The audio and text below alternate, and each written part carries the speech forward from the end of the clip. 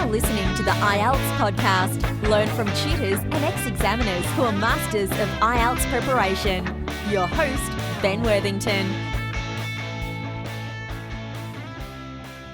It's seen by our students taking the exam, and they sent those in from memory, and also we collected some from around the interwebs, as it's colloquially called, from around the internet. And I'm going to give you model answers here. You're going to get a lot of value, going to give you ideas, going to give you suggestions on how to organize, how to score higher. If this is the first time you're listening to this podcast, then welcome. Well done. You found one of the best places online to help you prepare. We offer very practical tutorials, as you'll find in this tutorial. We've been doing this now for like over 10 years. Correcting essay after essay. Nowadays we're using the AI essay checker. Students are passing, getting those exam results, getting to Australia, getting to the UK, changing their career, changing their life story. And this is what you'll be able to do as well once you've passed this exam. So keep moving forward. You're on the right track, and you're in the right place. Let's jump into it. Talk about a time when you successfully organized a happy event. Please tell me what the event was, how you prepared for it, who helped you to organize it, and explain why you think it worked. I'd love to tell you about an event I organized around 3 or 4 years ago. It was a local, it was an event in the city where I lived at the time, and I didn't speak the language of the city. And the event was it's like a big meetup of this online organization that I'm a member of. So I prepared for it by firstly just writing down a list of tasks that needed to be completed, and just trying to envision like the itinerary of the event. To be fair, I only organized the food and the social side, whereas other people organized the speakers and whatnot.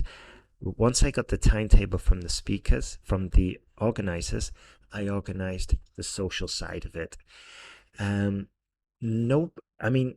official organizers helped me a little bit, but they did most of the organization for the actual event. I was doing the organization for the after events.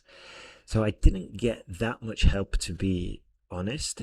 I did get a little bit of help from the waiters who could speak English and helped me and kind of like facilitated the booking of the event and whatnot, because a lot of the owners I was talking to couldn't speak English, and it was incredibly challenging. So I think it worked because of the preparation. After each day of listening to the speakers in the kind of like conference center we were at, after each of these days, people were looking around like, what should we do now? And I was like, okay, we're all going for a dinner. There's been a dinner organized, it's paid for, drinks are included. Follow me, I'll take you there. And a lot of people appreciated this because they were new in the city. They didn't know where to go. They had no recommendations. They wanted to keep together as a group. And my organization of the actual social events and restaurants and whatnot just facilitated that. So that's a time I organized a happy event. Okay, there we go. Perhaps I didn't really emphasize that much happiness in there, but it was happy. All right, then, let's go. Next one. Describe a sports program you like to watch. You should say what it is, where you watch it, who you watch it with. Explain why you like to watch this sport. Now, being, this is going to sound a little bit stereotypical, but there's some truth in stereotypes.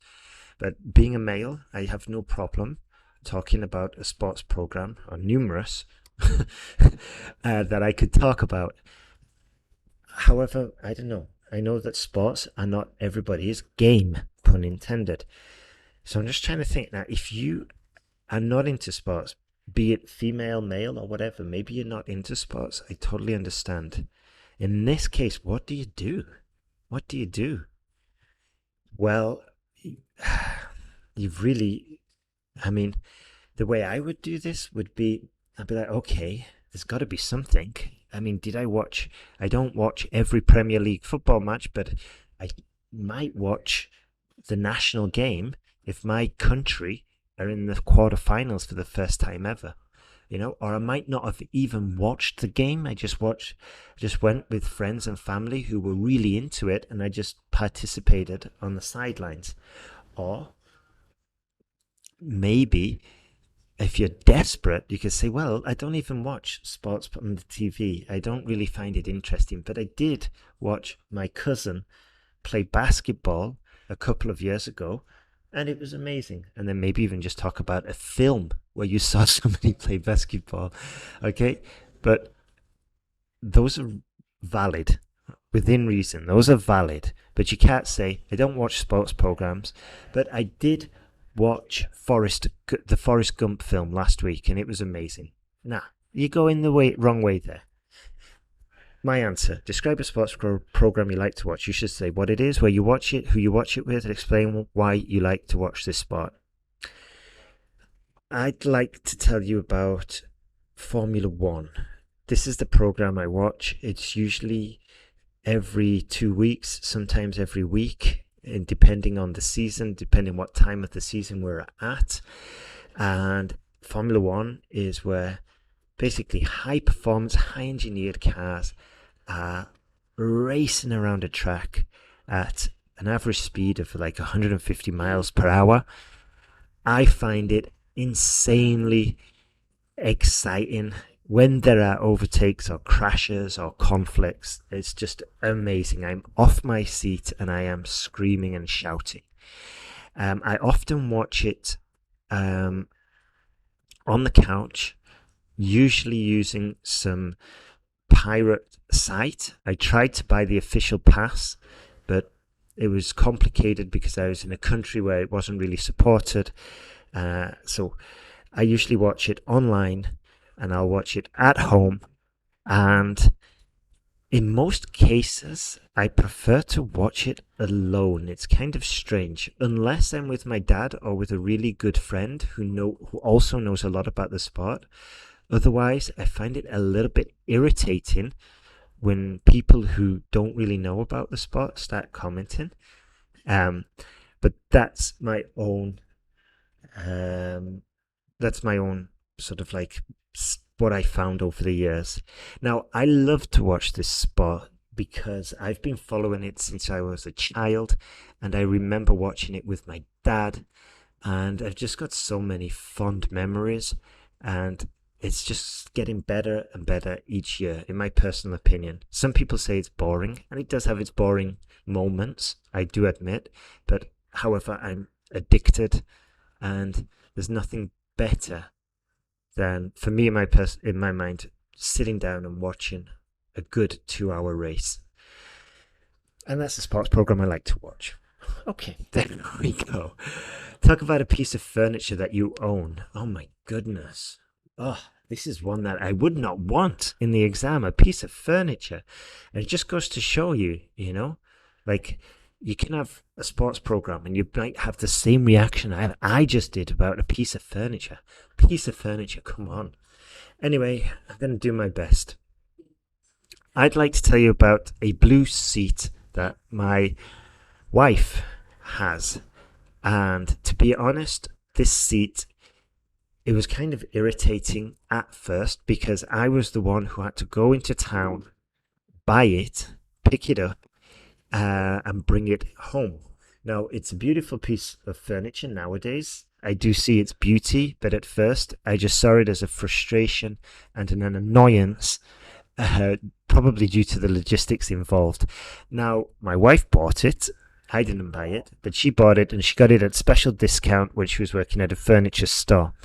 Now, at the moment, the way we use this is kind of strange because we don't use it to sit on. It's used now just to put the kids' stuff on, and it's a little bit sad, in all honesty. The seat deserves far better. Now, I like it nowadays. In the past, as I said, I wasn't a big fan of it, but nowadays I do honestly like it. And it's grown on me. It's grown on me because I can see it. My wife educated me about the design, about why it's quite classy, why it is a classic in its own right, and why it's kind of different and special compared to the other chairs. And to be honest, this is the first designer piece of furniture that we have. So I have more appreciation about it now that I've been educated about it. So that's my small talk about a piece of furniture that I own. There we go. Probably not as long as the other ones, but we're getting there. It's a topic I don't like, but you've really got to dig in deep, you know. This isn't a chair that I own. I don't think I own a single piece of furniture, unless you can call a teapot furniture, but I don't own a single piece of furniture. And so, yeah, this is why you've got to stretch it sometimes. And it's not a case about testing my knowledge about furniture. It's not a case of, um, you know, being factually and being totally honest. This piece of furniture, I kind of own it because I'm married now, so I guess 50% of it's mine. But it's in my house. It's practically mine. It's ours. So I'm going to talk about it. I've got a little bit of license there to stretch it. I'm not telling you about my favorite piece, my favorite person at school. No, I'm telling you about a piece of furniture. So I'm on topic. Describe a daily routine that you enjoy. You should say what you do when it became your daily routine, whether you will change it in the future, and explain why you enjoy it. Woof. This is where. What do we talk about, Ben? Do we inspire our students and say, yeah, I do 20 minutes of yoga every morning, then I go for a run, and then I meditate? Or do we tell them the truth? Well, to be honest, there's two routines. Maybe you're the same. A couple of months ago, I had this solid, beautiful routine. I woke up, I did my stretches, and I reviewed my goals, and I meditated. Recently, that's disappeared, and I know I can get it back. So I'm going to tell you about. I'm going to give you the honest truth. My current routine. So let's repackage it for IELTS. So I'd like to tell you about a daily routine that I do enjoy. It's honestly my guilty pleasure. What I do is I make a good, strong cup of tea. And this is especially important because where I live at the moment is not a tea drinking country, so it's very rare I can get a high quality, decent cup of tea.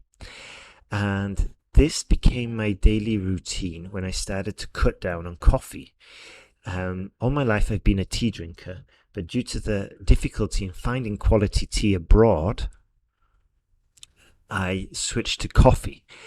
However, every now and again I come across some tea brands, some tea bag brands that I like in specialist shops, and I buy them, and then I adopt this routine. So I make a strong cup of tea, and then I buy some biscuits. And in fact, just the other day, my French friend noted, it's like, oh, that's quite it's typical. And I was like, sorry? And it's like, cup of tea and a biscuit. And I was like, oh yeah, I never realized. However, it becomes my daily routine, and I sit there and I dunk my biscuits in my tea.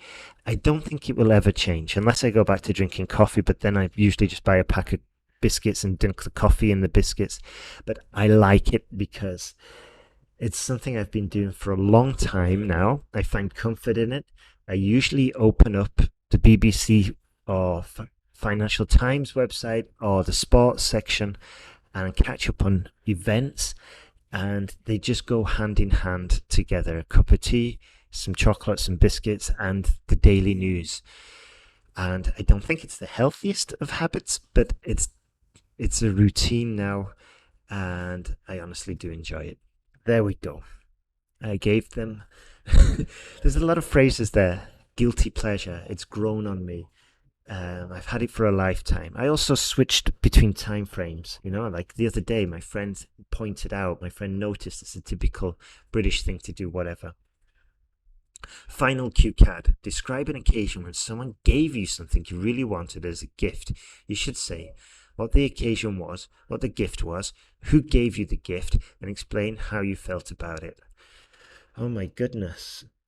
Okay, so just before the only gift that can come to mind is because it's in this respect I think I'm typically English. I'm extremely polite whatever I get, and I will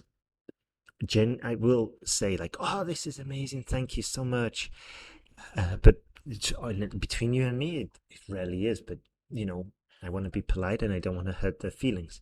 So what I'm going to tell you about is I'm just going to jump into it.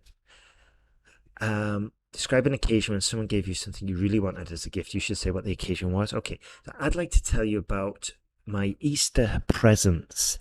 Now, Easter is a reasonably big occasion in the UK, and like a lot of European countries, it happens around spring. It's a Christian festival, but nowadays it doesn't have much to do with Jesus Christ. And in the UK especially, we just give each other chocolate eggs.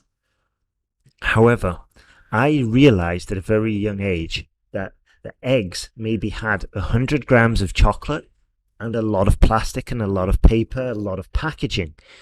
And being the greedy person that I am, I realized that for the same amount of money, I could get triple the amount of chocolate. So I insisted to all my family members, get me bars of chocolate, don't get me wasteful eggs. And all the family obliged, my parents, my aunties, my uncles, my cousins, and I had copious amounts of chocolate for Easter. And then this became the routine. And I really set a standard, and I felt so proud of myself because I was continuously, year after year, outsmarting my brother and sister, which, coming from a big family is quite important. So I felt genuinely proud, but I think the best feeling I got was when my dad actually pointed it out. He was like, it's a smart guy, that lad. And that really, really just encouraged me. I don't even think he said it directly to me. I think he said it to someone else, but I heard it. So yeah, that was the occasion. It wasn't somebody who gave me something. It was a collection of family who gave me something. So that was my small talk about an occasion where I got a gift I really wanted. There we go. So again, I twisted it just to adapt to my situation. I said before, I can't really think of when somebody nailed it with the gift. However, I just went back into my archive of personal memory and just adapted this. And it wasn't somebody, as I said, it was the family.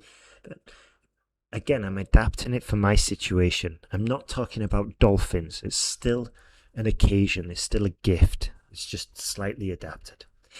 So there we go. If you want to improve your speaking, maybe you're struggling with your confidence, maybe you're struggling with your nerves, then if that's the case, have a look at the Speaking Confidence course. You can get it for free when you upgrade to the Frameworks course. At the moment, we're including it for free. This Frameworks course, we're getting a lot of success. It's a new course adapted for students of using the AI essay checker. So go to IELTSPodcast.com. You can check it out there. Have a super day. Keep moving forward. And you will pass the exam. You will pass the exam. You just need to keep moving forward. Good luck and have a super day.